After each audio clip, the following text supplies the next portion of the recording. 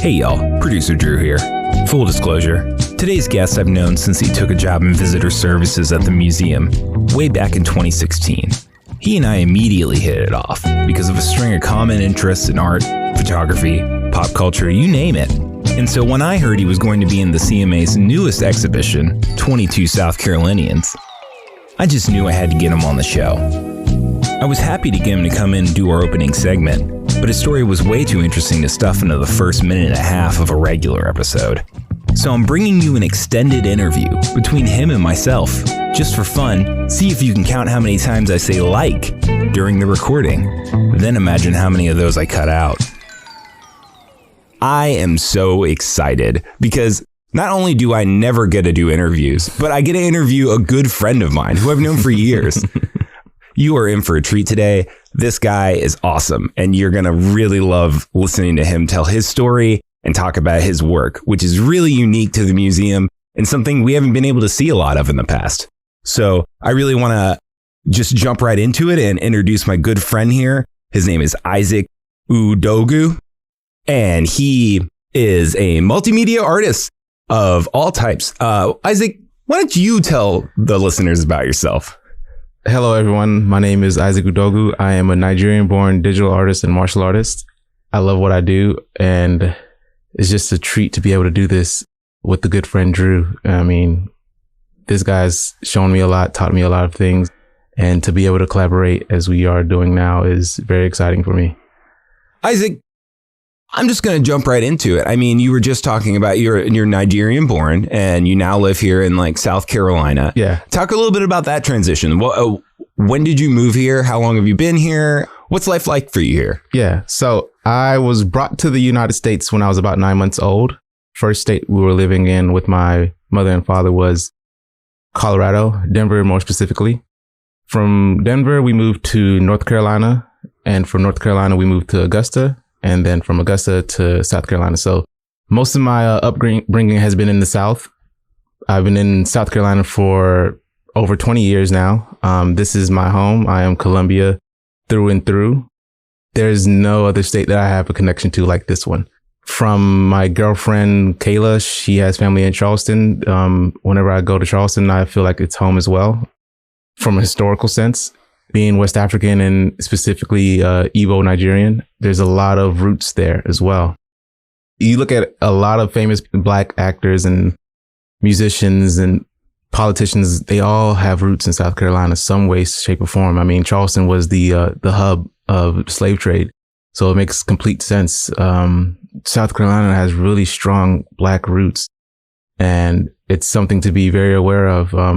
My only ties here is me living here, really. I may have descendants or ancestors that have been here, but they weren't directly tied to me. So as a Nigerian-born kid, growing up here, it felt normal. It felt like home. I've seen differences. That's because I was raised in a Nigerian home, but my environment was very Black Southern American, and it always made sense. There's so many similarities between West African and Black Southern American culture. From the food that we eat, the music that we listen to, the superstitions that we believe in are very, very kindred, you know? A lot of my life was spent in the low country of South Carolina, and the superstition is real, right? Like that's baked into daily life. So, I mean, you were talking about growing up in like a West African household, but then like growing up in the South. When you went home, what was that like versus like when you went to school? All right. So, my mother spoke Igbo. I don't speak Igbo myself, but my older siblings understand it. Me and my younger brother did not have the opportunity to learn it. And certain phrases or things like, say for instance, the Igbo word for a living room would be palo. I would say these to my friends outside. They would be very confused when I'm saying, hey, y'all, let's go hang out in the palo. They'll be like, what is that? I was like, oh, sorry, the living room. Small nuances like that is what reminded me that there are differences between my household and my friends' households. But the religious aspects, church and other things are very similar. It's like, okay, I grew up in a Protestant household and my mother was raised Catholic and my father was Protestant. I go to my friends' churches.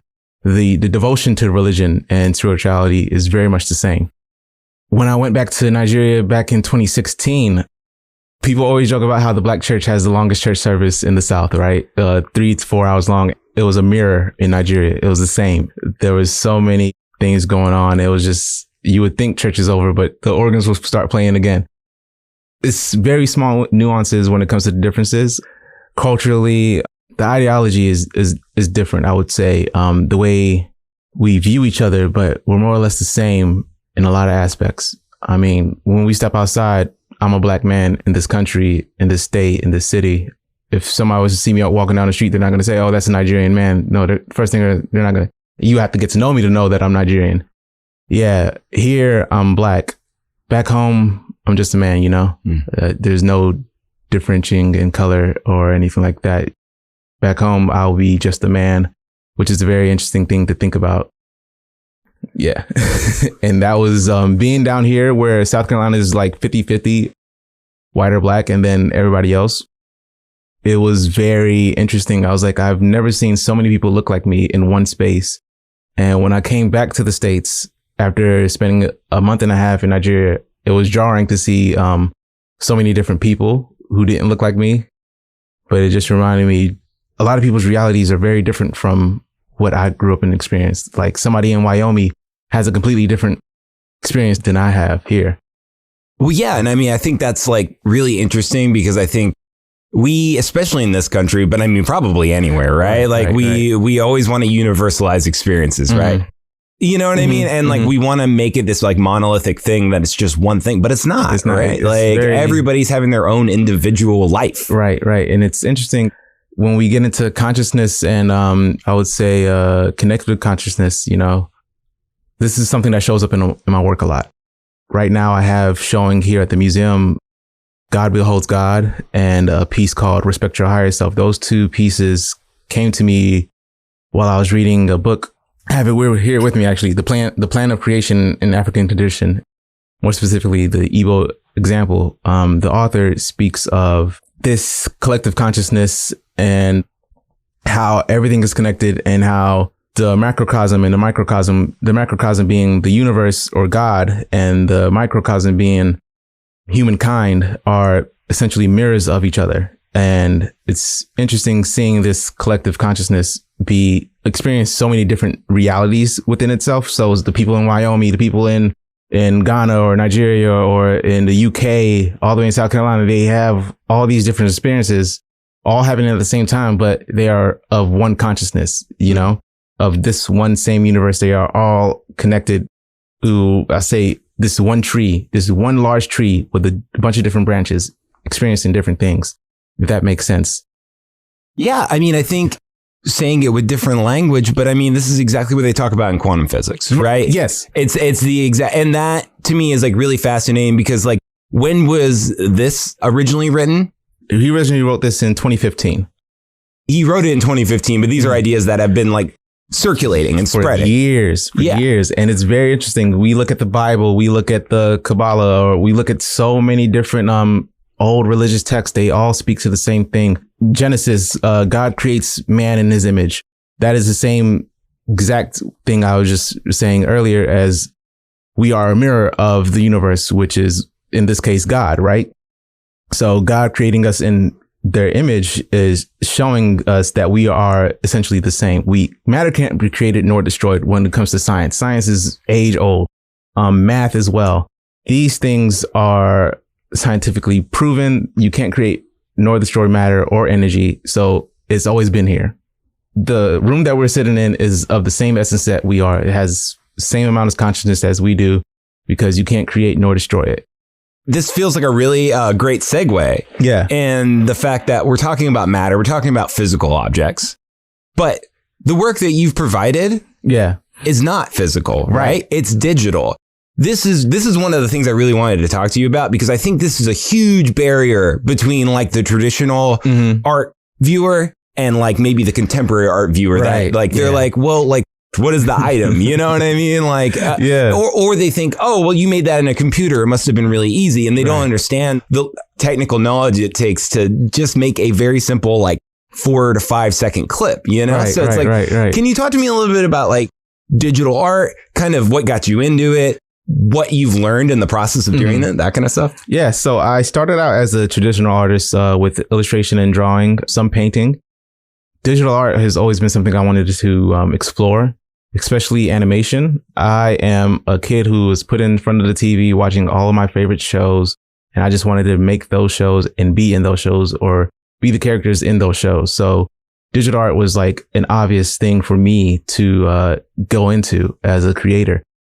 So my main mediums are 3D art, where I use different 3D softwares to create an image or an animation to tell a story. So it's interesting because digital art is starting to gain a lot of notice as of the rise of NFTs and non-fungible tokens and cryptocurrency and different digital assets as of 2020 or 2021 now really is when it really blew up and started to become more on everybody's radar. And it's interesting because you look at an image on Instagram or Facebook or Twitter, you're like, okay, this person made a digital image. What goes into that? You can just piece together certain things and boom, you have your image. You press a button on the computer and boom, there you go. Right. But that's not the case for a lot of people, myself in particular. There's a lot that goes into it. So I use 5 or 6 different softwares to create one single image or animation that could be 5 seconds to 15 seconds long. And the time it takes for me to do that is about the same time it takes for a traditional artist to create a piece. Same process goes into it. Usually I start out with sketches and brainstorming. If I'm doing an animation, I would do a storyboard and sketch out all the scenes that I want to and put together a mood board or look at different images of what I want to use for the inspiration. I would start out sketching out and building up and taking it to my computer and then sketching some more with my tablet to draw out these scenes to smooth out the rough sketch. From there, I'll begin to build it in a software called Cinema 4D, which is a 3D modeling, designing, animation, and etc. Program that you can just essentially build entire worlds with this program. ZBrush is another 3D modeling software where I sculpt like a traditional artist would sculpt with clay, but it's digital. I will still have to do all the same smoothing and carving and clay buildup that you would in the real world. As I continue, I usually work with figures. So when I'm working with figures, I have another software called Dash Studio where I get these characters imported and I add my own touches to them. I texture the skin, like I go in and do all that detail. So if you look at my work, you'll see a lot of detail in the skin or the eyes or the hair or some of the jewelry that I create. I will start to build these things and texture it. So I'll go in and do almost every detail. And if it's taking too long, I'll find a way to speed up the process. And from there, I'll take it to another 3D software called Marvelous Designer, where I'll build the clothes. And to learn this software, I had to learn how clothing is made and put together, like pattern designs and how to create an inseam of a pants leg, you know, like I had to learn the measurements and everything. It's like I'm learning how to be a fashion designer just simply because I want to create a certain look for my things, you know, like there's a lot that goes into it. A lot of reading as well, because I like my work to have meaning and to tell stories. I want to give knowledge to people that I'm receiving as well, but I like them to have some real meaning to it. You know, I want it to stop you in your tracks and you look at it and like, wait, what does this mean? You know, like my entire goal with the work that I do is to create a world for Black people around the world of all the diaspora to have an escape, to feel where they can have a sense of normalcy, where they can just live and exist and just be. And when I say just be, I mean just exist as humans, not even to have a label placed on you or anything like that, where you don't have that outside pressure of making sure you're respectable or have your hair a certain way or anything, where you're just being human, you know, just living your life for real. And I like to put that into the future because growing up, watching sci-fi and all kinds of things, you don't see a lot of Black people in the future. And if you do, you see them with cyber augmentations, subhuman characteristics, or they're or their features are replaced with alien features or something like that. Like look at Predator from Alien versus Predator. He's like a tribal hunter with dreadlocks. I mean, the image is right there of what you see, how a lot of media and other spaces see Black people as, you know, and I want to create spaces where we can just be human, you know. You know, so this is a little bit of an aside, but it's like really interesting that you bring up that specific aspect of like science fiction and its relationship with like Black entities and Black people, because you're completely right. You know, something I think about a lot is like how many impactful characters were voiced by Black men but played by white men. Right. Like, right? I mean, Darth Vader. or for the anime nerds at home, Cowboy Bebop's Jet is a Black man. He has a Black voice. Right. But he is definitely portrayed as a white man. Right. They just recently fixed that in the new animation that they have now. This is not an endorsement. Yeah, definitely not, because I've not heard some great things about that. But the term Afrofuturism gets thrown around a lot. Right. Like, and I mean, I know some artists really embrace it and some artists are like, oh, like, don't call me that. You know, where's your relationship with that? How do you feel about that term? I will tell you, I am an Afrofuturist full. My friend Cedric Umoja, he peeped me to this game of what Afrofuturism is to him. And I feel like it's the same for me. Black people simply existing in the future, as I said before, where we're just alive, you know, where we see ourselves not in the future a lot in a lot of things. And we see it not in just media, but in real life, where we have all these things, all these systems put in place to not have it succeed and exist in the future. You know, incarceration rates, murder rates, police brutality, redlining in neighborhoods and all kinds of things just not to let us succeed and see ourselves in the future, where it's very apparent and it's been going on for years. I mean, it's mind boggling to see how real it is. Like when the system does what the system does, you know, I'm never surprised, but I'm always, I'm just like, wow, it's really true every single time. That's why I make the work that I make. I make my work for Black people to be reassured that somebody is out here thinking about you. We are worth it. There is value to our lives, whether you know it or not. I don't like really creating pieces out of pain or suffering. I think we have enough of that. And I think that art is not for us anymore. Some people needed that to realize what was going on, but I don't think that art is for a Black person's soul anymore, because there's enough pain or hurt now. So I like to create work that uplifts us in a way to remind us that God is within all of us. Hey y'all, producer Drew here to fill up your social calendar for September with some exciting CMA programming. On September 8th and the 14th, take a tour and get a new perspective on Amanda McCaver's Bright Little Day Stars with volunteer coordinator and installation assistant Jackie Palmieri. On September 22nd, grab a cocktail and a seat for a panel discussion featuring Carol Souvion, executive producer and director of the Peabody Award-winning and Emmy-nominated PBS series, Craft in America. On September 25th, get your dancing shoes ready for Shay Alexander Presents Live on Boyd Plaza with popular Charlotte-based outfit Reggie Graves and Jazz Theory. You can find out more about these and all of our upcoming programs and events on our website, www.columbiamuseum.org. And now, back to the show. There is definitely like some hard-baked spiritualism into the work that you do. I mean, just the work that we have on display here. I mean, it definitely has this very ethereal quality. Yeah. It feels almost like you're like witnessing like this religious experience.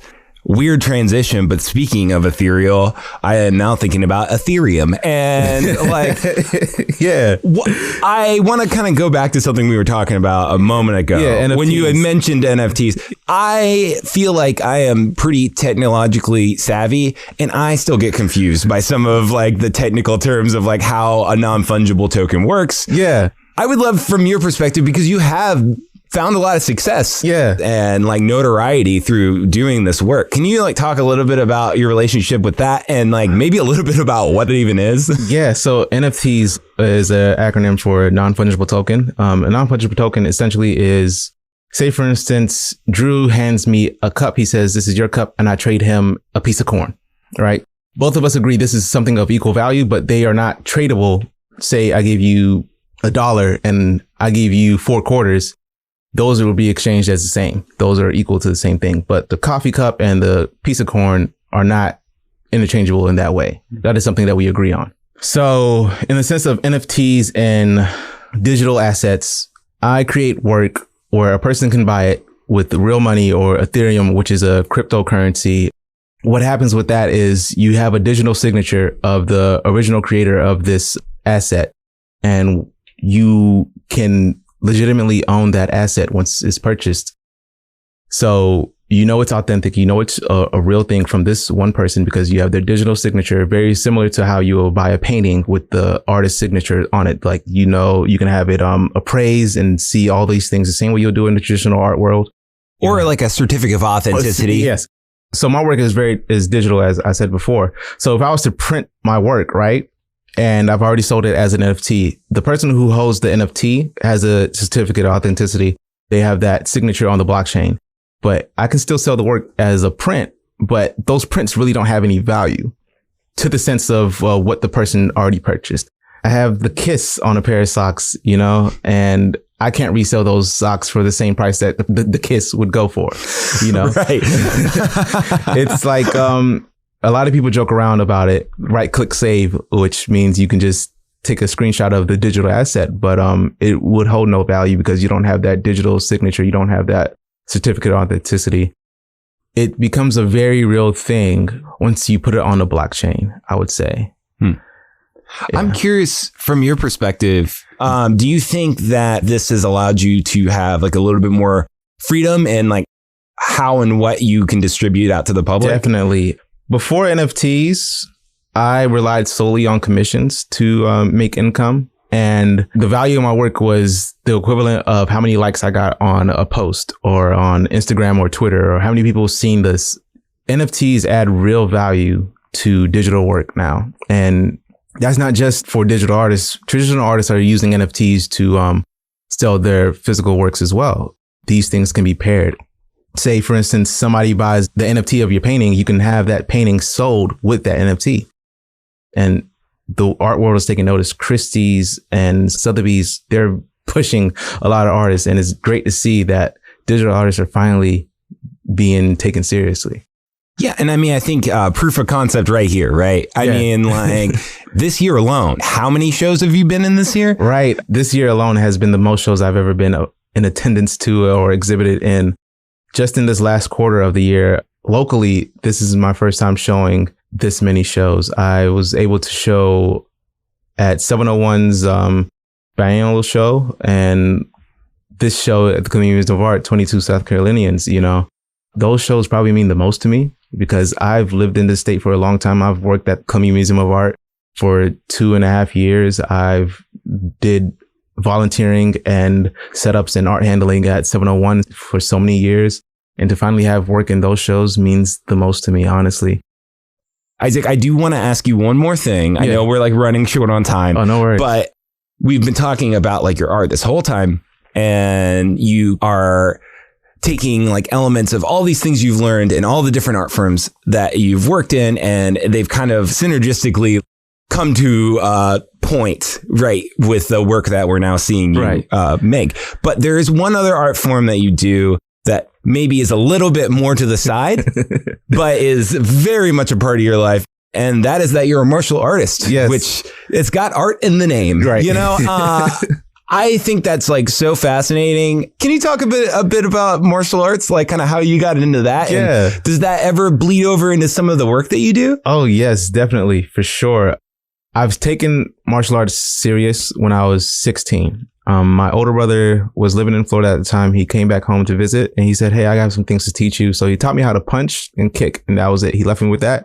And from 16 all the way to about 20, I just worked on those things, those very same techniques he showed me.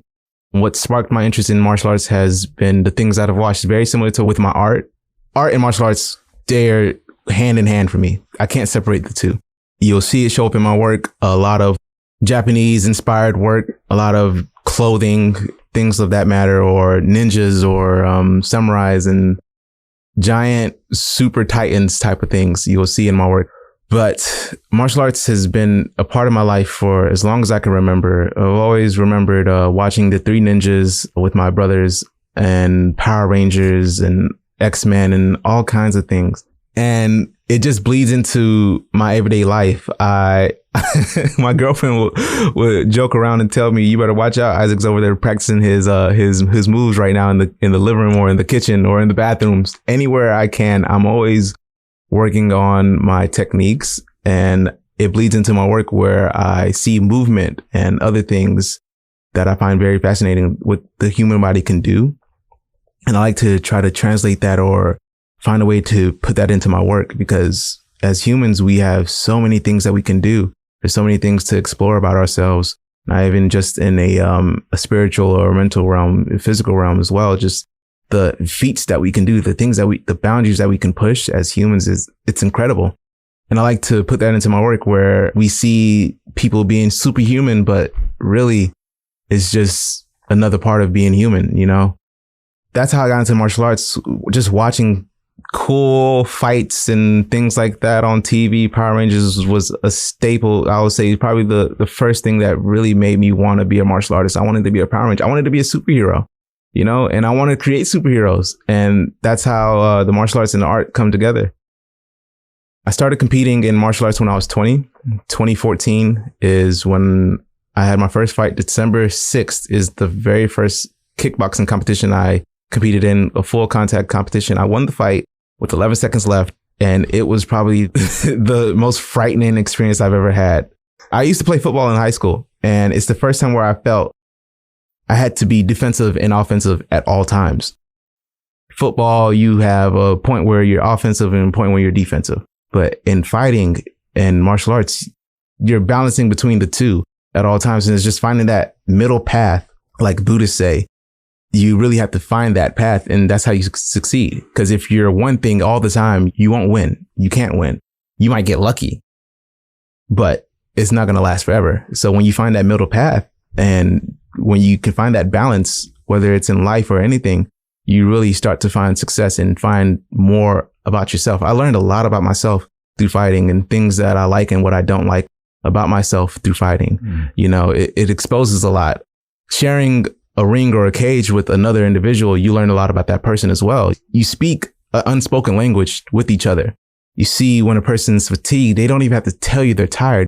You can see when somebody's gaining confidence or losing confidence. You can see when a person is broken or when they're resolute, like their mind is strong and fortified as a castle. And it's a beautiful thing, that conversation between two people. You feel connected to that person, just like that collective consciousness I was speaking to earlier. You go into a Zen state when you're really in the flow of it. And when you're sharing that with another person, it's the grounding experience, you know? In my first fight, after everything was all said and done, me and this person embraced each other and we hugged. We thanked each other, because it was like, thank you for liberating me in this sense, you know? Like, you brought me here. I brought you here. We're here together. Yeah, we just beat the mess out of each other for like 10 minutes, but it was something beautiful about it. We really carved away whatever ego we had in that moment, and to shed that and to be conscious in that moment, it was a very beautiful thing. So far, I've had about 4 kickboxing matches, and my most recent fight was in April of this year. It was the first time I had a fight in 5 years.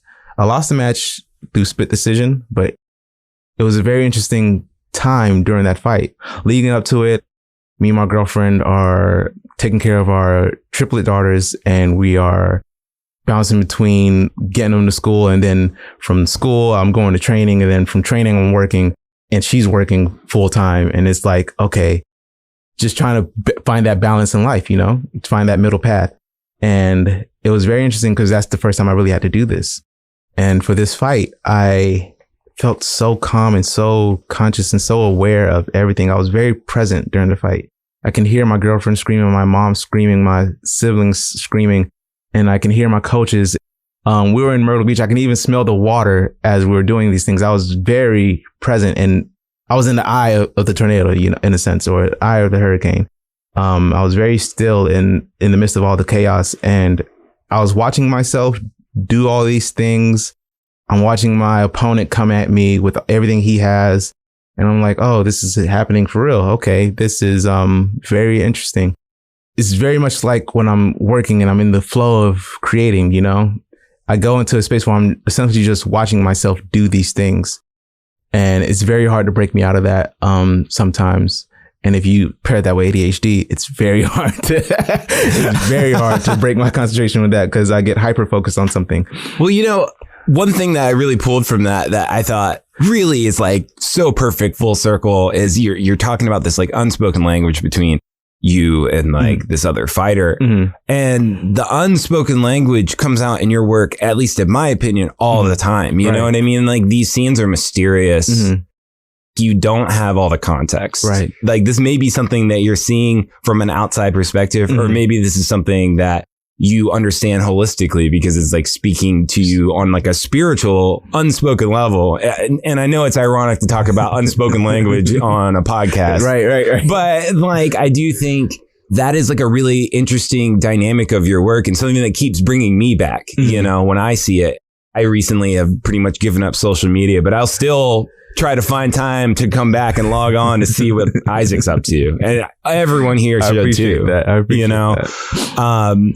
Isaac, before we head off, what do you got coming up? What you got going on? I'm working on some short films I've been trying to flesh out for the last 2-3 years now. I've created a piece called Black Boy Meets World a couple of years ago for a local film festival. And I want to revisit that. And the way I want to approach it now is with the knowledge that I have gained over this past couple of years since creating that piece is continue to bring it to the pinnacle of what I believe it should be.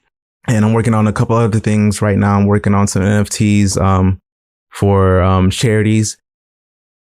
One more specifically for Haiti relief.